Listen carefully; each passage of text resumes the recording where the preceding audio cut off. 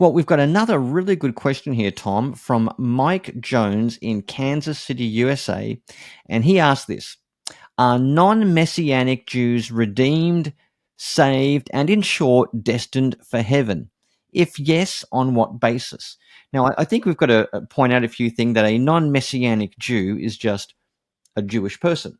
So a person who is either religiously or by heritage identifies as Jewish. And the question is, are they going to heaven? Now, the fact that he's asked about going to heaven, I know you've got a lot of strong thoughts on that automatically, Tom. I can see the tension building on your face. But yeah, this is a good question. I mean, do Jewish people need Jesus, or are they saved under the old covenant? Yeah, I remember years ago there was a fuss in London because there was a movement called Jews for Jesus, and that was a movement of Jewish people who call themselves Messianic Jews, who were seeking to tell their Jewish brothers and sisters, their fellow ethnic Jews, about Jesus, and that Jesus was the one who the prophets had foretold, etc., and they needed to come and meet this Jesus for themselves. And this movement, Jews for Jesus, put up advertisements in the London Underground, and the advertisement read, Jews for Jesus, question mark, why not? After all, Jesus is for Jews. And even though that had been put up by absolutely Jewish groups, Jewish groups who were not Christians felt this to be very threatening and even anti-Jewish or anti-Semitic, and so they complained bitterly to the London Underground authorities, and the advertisements came down.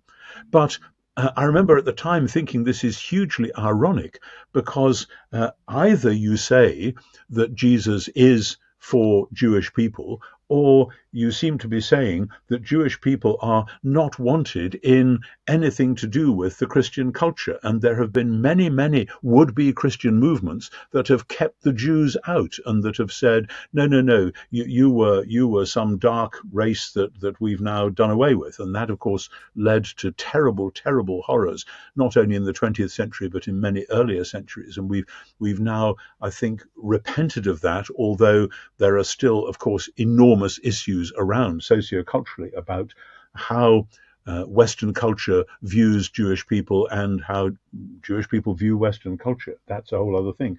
But yes, the question was phrased in terms of, are they going to heaven? And I really want to stress one more time that the Bible never uses the language of going to heaven when it's talking about ultimate salvation. The word heaven is not used in the New Testament to denote the place or state of God's people in their final future. The Bible talks about new heavens and new earth, and about not about people going up to God, but about God coming down to be with humans.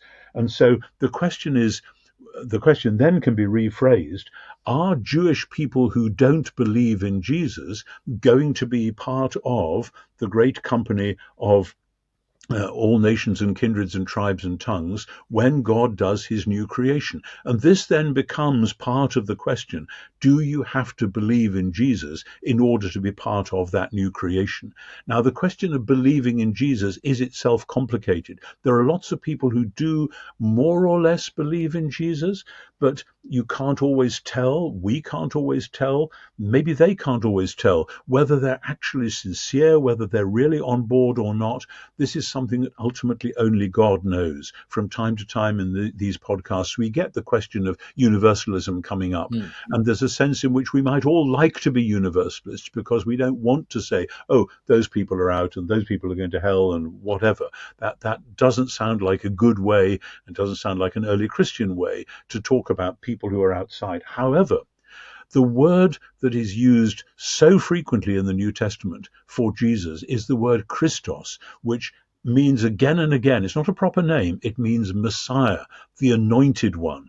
And when we look and see what the early Christians meant by it, they go back to Psalm 2, they go back to Isaiah 11, they go back to Psalm 72, they go back to the great messianic promises about the star that would arise, about all sorts of things that God was going to do through an anointed one who would come and liberate his people. And the climax of the New Testament in the death and resurrection of Jesus is described precisely messianically. He has fulfilled the messianic task, This is what God promised his people that he would do. So as John says, he came to his own. His own didn't receive him, but to as many as received him, to them he gave the right to become teknotheu, children of God, which goes all the way back to Exodus. Israel is my son, my firstborn, let my people go. So the question then, which would have made a great deal of sense in the first 2 centuries, when there were different Jewish groups saying, we're the real thing and you lot are out, and we are the real ones because we're following this person called Menachem or this person called Bar Kokhba or whatever it is. Each of those Jewish groups, like the Dead Sea Scrolls people, was saying, we're the ones that God is now doing business with, and unless you join us, you're not part of the show. And so the early Christians were bound to say, we have in this man Jesus seen Israel's Messiah. He is God's anointed. This is where God is doing new creation. And let's put it like this. There are no promises of the ultimate future for people who say Jesus is not, could not be God's Messiah. So if that's what you mean by a non-Messianic Jew, then it seems to me they are saying, for all sorts of perhaps good reasons and understandable reasons, we do not believe that Jesus of Nazareth was or is Israel's Messiah, to which the church, I think, should respond with a sense of tragedy, that he came to his own and his own didn't receive him. But with Paul in Romans 11, we would say, let's try one more time to pray that God will open people's eyes to realize who Jesus was and is.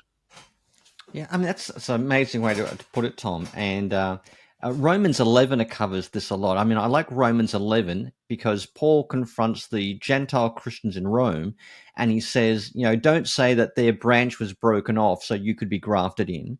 So Paul completely rules out supersessionism in a hard sense, that the Gentiles replace the Jews as God's people. That's off the table. But he also says Israel will experience God's mercy if they do not persist in unbelief. And he does add that condition, if they do not persist in unbelief. And, when I meet a Jewish person, I sometimes say a bit of tongue in cheek, oh, that's amazing that you're Jewish. And they go, why? Well, I believe in your Messiah. And, and I have to say, one of the things I enjoy about this program, Tom, is I get to remind you of your own works, even when you've forgotten about them. This is the bit I enjoy the most. And one thing you said in your Romans commentary many years ago about this topic is to say that there is no place for the Jews in the family of the Messiah is one of the most anti-Jewish things you could possibly say. To say that the Jews don't need Jesus, or they don't want it, or there's no room for them in the Messianic family is probably the most anti-Jewish thing you could say. It's always nice when I find that I agree with something that I wrote 20 years ago, but I think I still do. Oh, that's good. And you still agree with it. You still agree with it. The Ask NT Wright Anything podcast.